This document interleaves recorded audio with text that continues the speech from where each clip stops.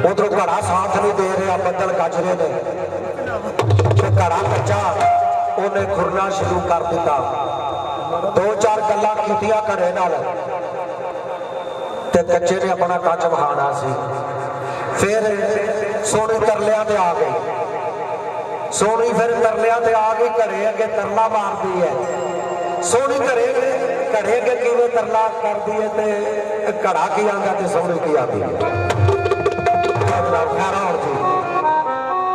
सुन घड़िया मेरी फरियाद, अज ना लागे पार वे सुन